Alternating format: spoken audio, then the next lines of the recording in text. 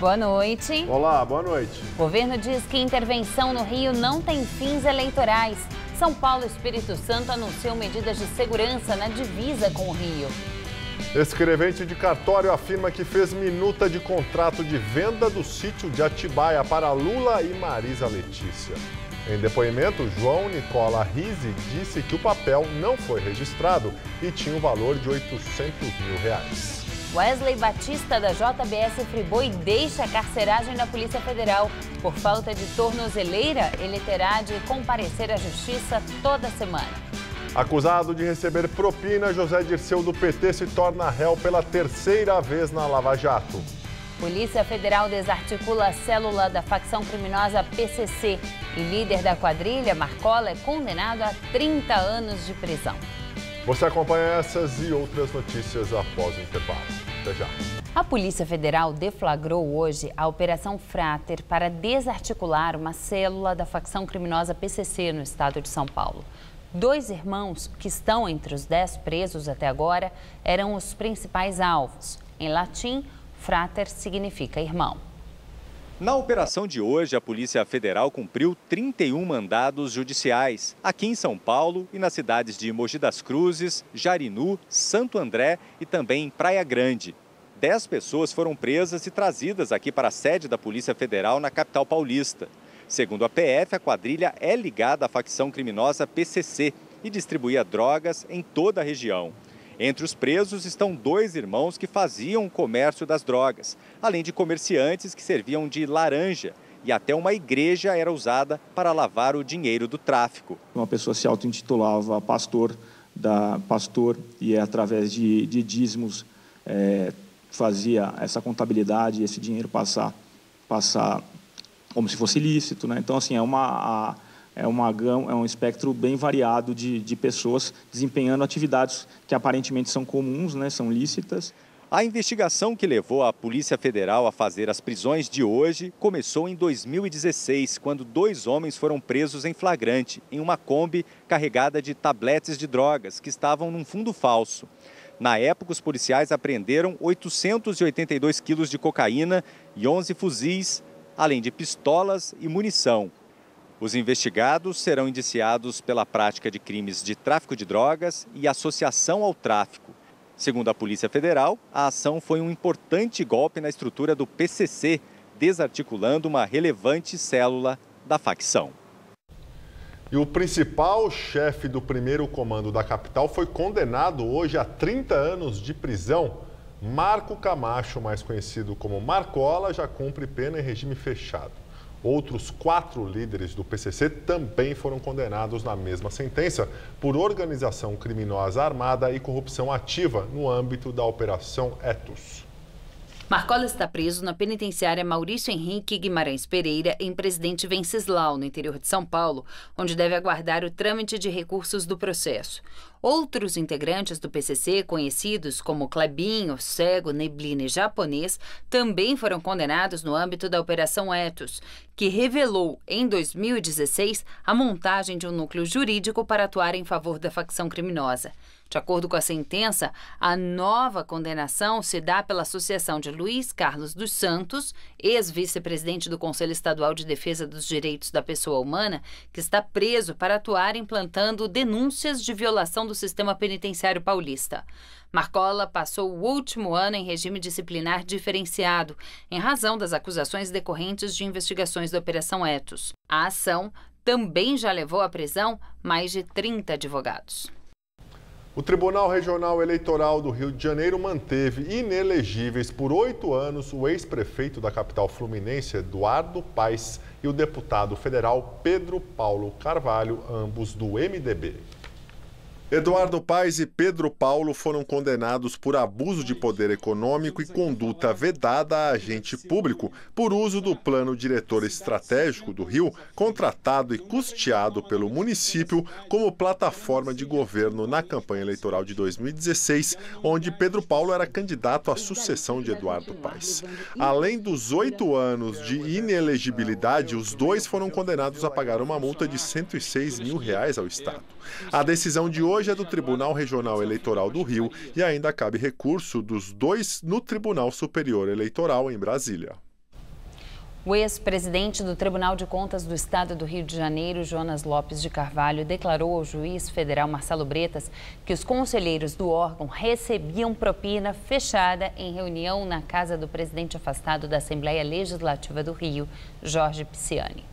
Segundo Jonas Lopes de Carvalho, a mesada de R$70 mil era paga a 5 dos 7 conselheiros do Tribunal de Contas do Estado do Rio e vinha de empresas do setor de transporte. O acordo para o pagamento da propina foi fechado numa reunião na casa do presidente afastado da Assembleia Legislativa do Rio, Jorge Pisciani, do MDB. O dinheiro serviria para que os conselheiros fizessem vista grossa na fiscalização dos contratos do governo estadual. O deputado Jorge Pisciani chegou a ser preso em novembro do ano passado, junto com outros 2 parlamentares da Alerj. Eles foram soltos graças a uma decisão do Supremo que garantiu que a última palavra sobre a prisão de parlamentares no exercício do cargo seja do Legislativo.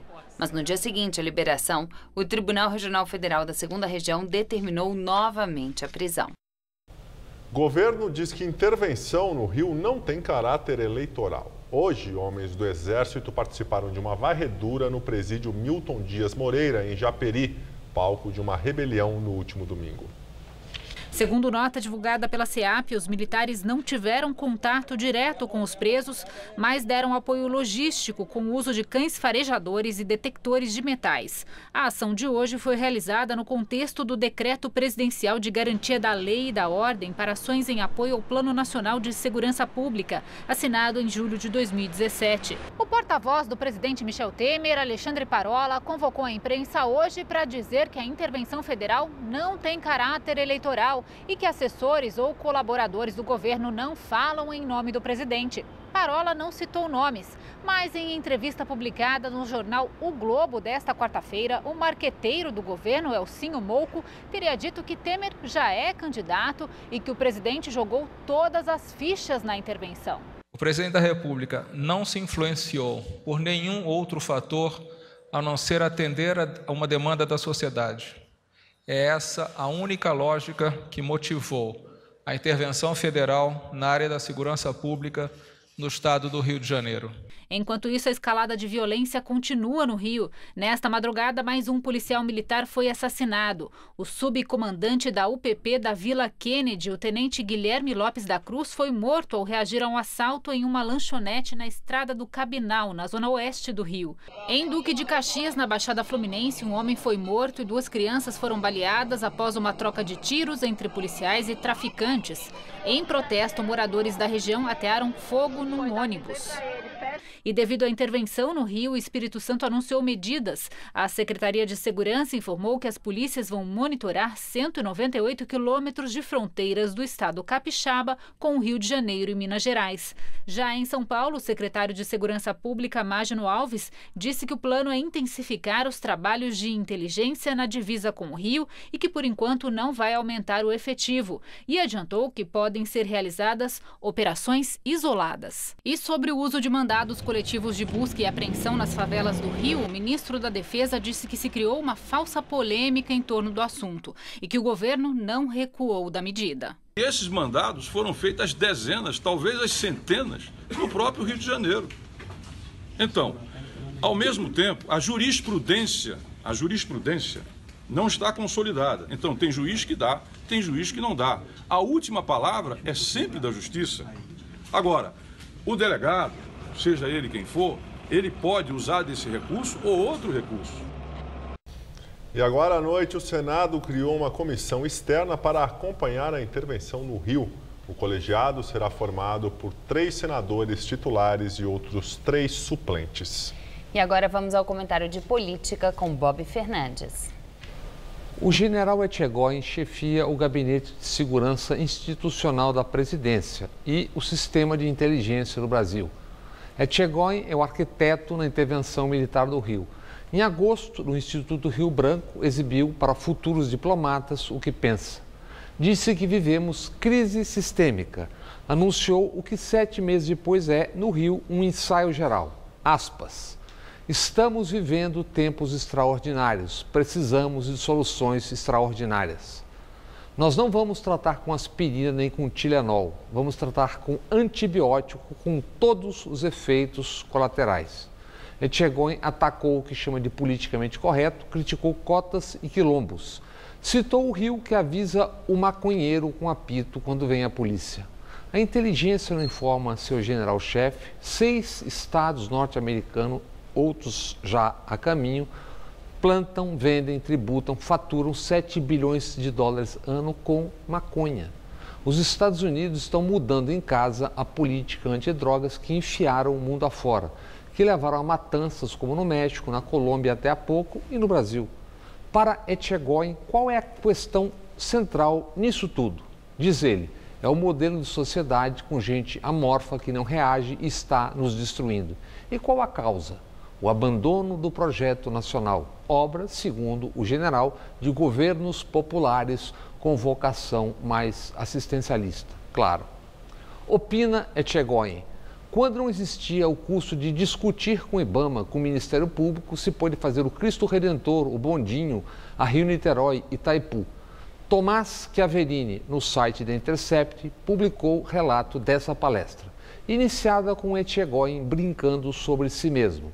Disse, sou da arma de cavalaria e tenho um problema. A ausência do meu cavalo reduz minha capacidade intelectual em uns 45, 40%. Temer opera para salvar o pescoço. O general Etchegóin tem fome de poder. Espera-se, ou não, que mantenha o cavalo por perto. Boa noite. Na madrugada, o executivo da JBS, Wesley Batista, deixou a carceragem da Polícia Federal em São Paulo. A ordem é que ele seja monitorado por tornozeleira eletrônica, mas não há aparelhos disponíveis no estado. Por isso, Wesley vai ter que se apresentar todas as semanas à Justiça Federal. Wesley deixou o prédio da PF por volta das 3 da manhã. Saiu por uma portaria de acesso dos funcionários. Ele e o irmão Joesley Batista tiveram a prisão preventiva substituída por medidas cautelares, por decisão do Superior Tribunal de Justiça, por 3-2. Wesley Batista estava preso aqui na carceragem da Polícia Federal em São Paulo desde setembro do ano passado, suspeito de usar informações privilegiadas para lucrar no mercado financeiro. O uso dessas informações teria acontecido um dia antes de ser divulgado o acordo de colaboração premiada da JBS Friboi com a Procuradoria-Geral da República. Segundo a Polícia Federal, Wesley e Joesley teriam vendido ações da empresa e comprado dólares, porque sabiam que quando a delação viesse à tona, o mercado financeiro reagiria negativamente, com as operações que anteciparam a queda das ações do grupo e a alta do dólar. Os irmãos Batista teriam evitado um prejuízo potencial de 138 milhões de reais. Entre as medidas cautelares submetidas a Wesley estão o uso de tornozeleira eletrônica e a proibição para deixar o país sem autorização. O irmão Joesley continua preso em São Paulo porque há um segundo mandado de prisão contra ele. Em setembro do ano passado, o então Procurador-Geral da República, Rodrigo Janot, também pediu que o empresário fosse preso, desta vez por obstrução de justiça. O ex-procurador suspendeu o acordo de delação premiada dos executivos por entender que tanto Joesley quanto Ricardo Saldi, ex-diretor de Relações Institucionais do grupo, omitiram informações. A Secretaria da Administração Penitenciária afirmou que, no momento, o monitoramento eletrônico de presos no estado de São Paulo destina-se apenas a reeducandos do regime semiaberto. Sendo assim, Wesley Batista não está enquadrado nos casos previstos em contrato. A Justiça Federal de São Paulo disse que pediu o empréstimo de uma tornozeleira à Justiça Federal de Curitiba. O Ministério Público Federal solicitou a fixação de fiança no valor de 50 milhões de reais. O juiz afirmou que o pedido será apreciado na hipótese de inviabilidade de efetivação breve do monitoramento eletrônico. Ex-ministro José Dirceu do PT se torna réu pela terceira vez na Operação Lava Jato. Nesta ação penal, Dirceu, que foi ministro da Casa Civil no governo Lula, é acusado de receber propina de empreiteiras durante e após ser condenado pelo Supremo no mensalão petista. Para o Ministério Público Federal, Dirceu recebeu repasses das empreiteiras Engevix no valor de R$ 900 mil e da UTC Engenharia, R$1,5 milhão de reais. De acordo com a denúncia, as propinas eram em decorrência de acertos de corrupção envolvendo contratos da Petrobras pela ascendência de Dirceu sobre a diretoria de serviços da estatal, na época comandada por Renato Duque, ligado ao PT. Também viraram réus o irmão de Dirceu, Luiz Eduardo de Oliveira e Silva, o ex-executivo da UTC, Valmir Pinheiro Santana, e o ex-executivo da Ingevix, Gerson Almada. O juiz Sérgio Moro não aceitou a denúncia contra o ex-tesoureiro do PT, João Vacari Neto.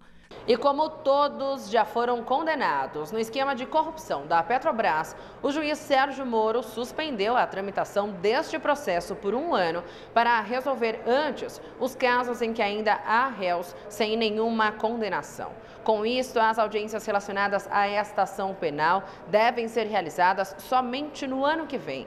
Na Lava Jato, Dirceu já foi condenado em 2 processos por crimes como corrupção e lavagem de dinheiro. Somadas, as penas chegam a 41 anos. Desde maio do ano passado, Dirceu está em liberdade. Ele é monitorado por tornozeleira eletrônica por determinação do STF. O petista aguarda o julgamento dos recursos pelo Tribunal Regional Federal da 4ª Região, com sede em Porto Alegre.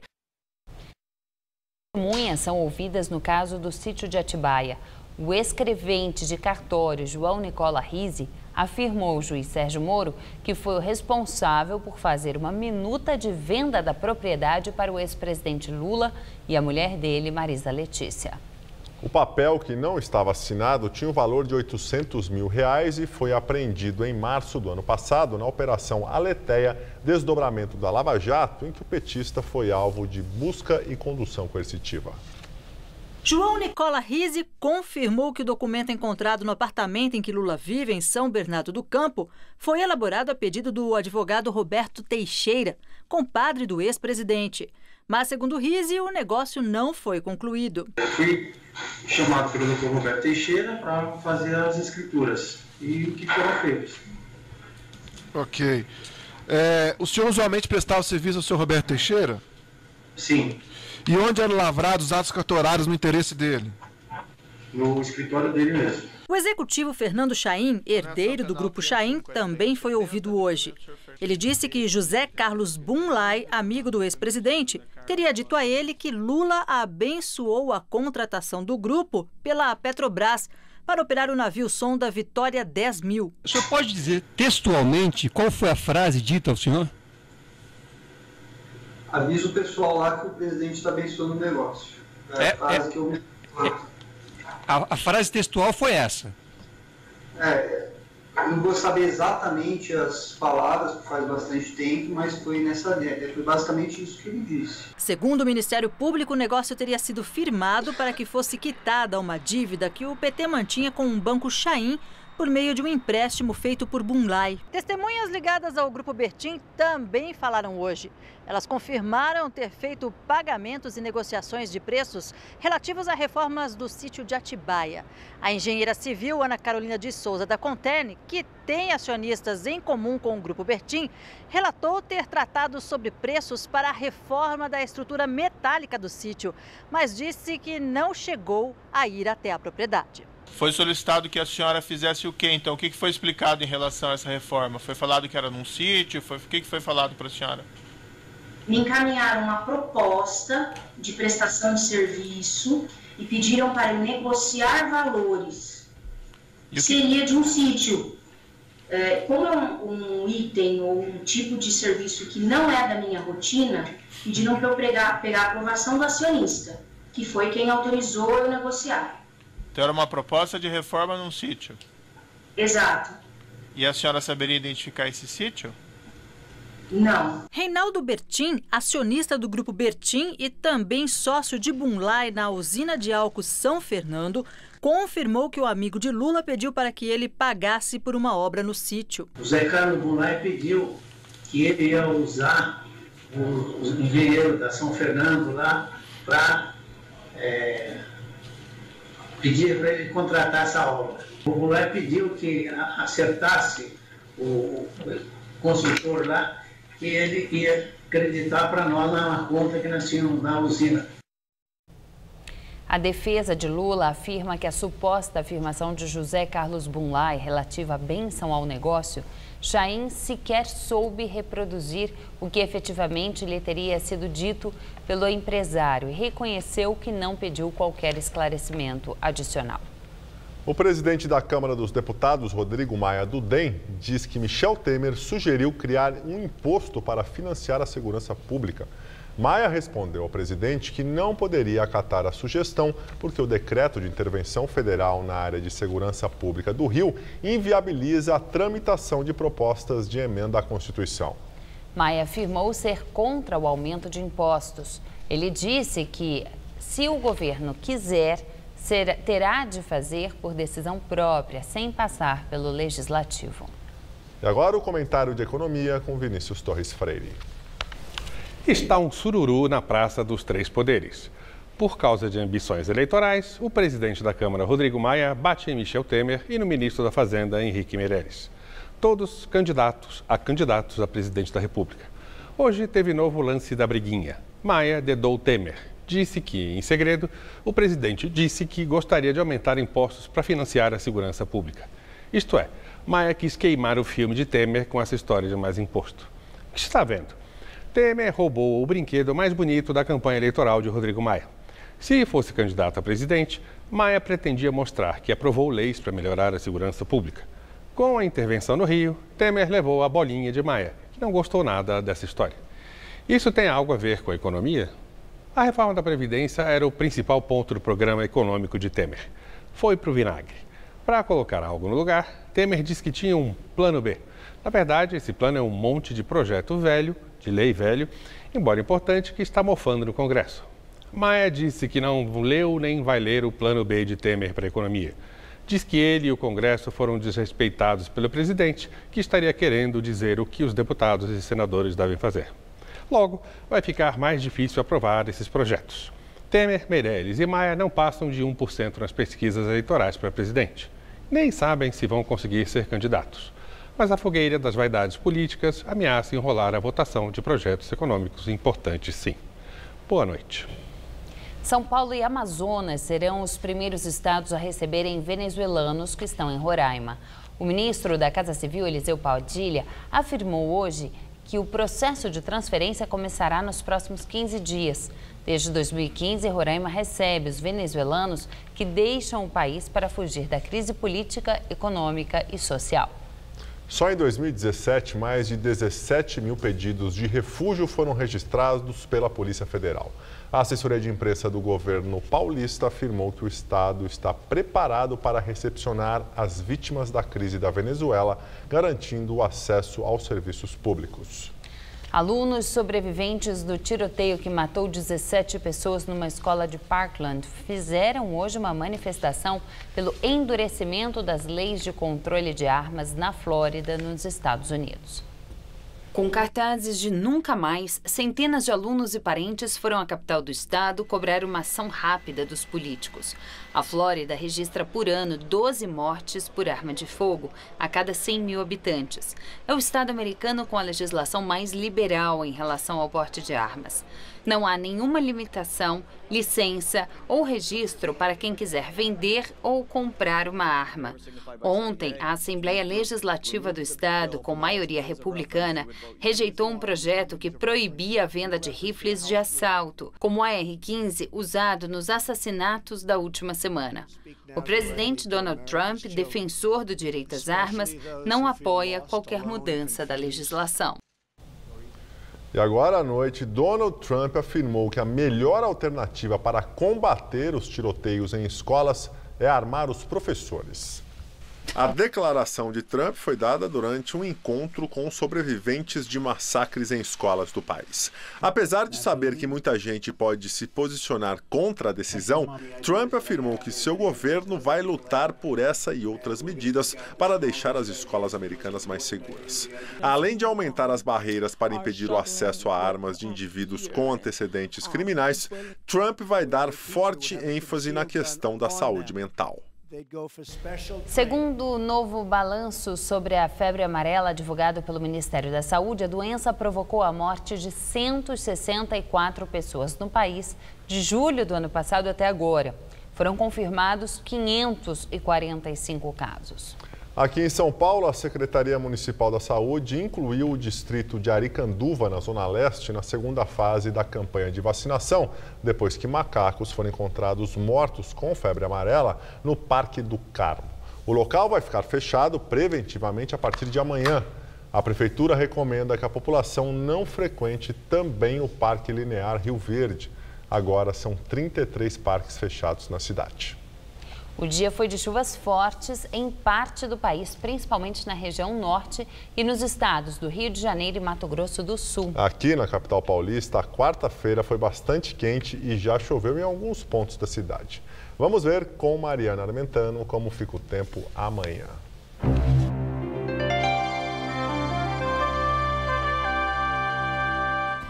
A chuva deve dar uma trégua nesses próximos dias, mas a temperatura cai e não faz tanto calor não, viu?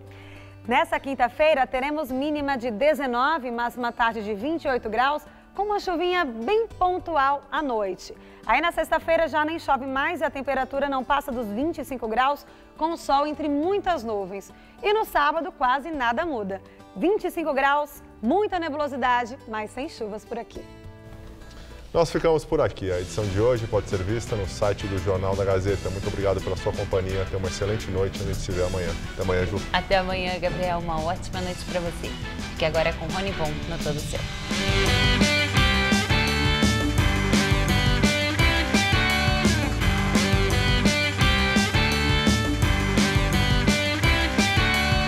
Nesta quinta, 9h30 da manhã, o Revista da Cidade recebe o cantor e compositor Nando Barbosa.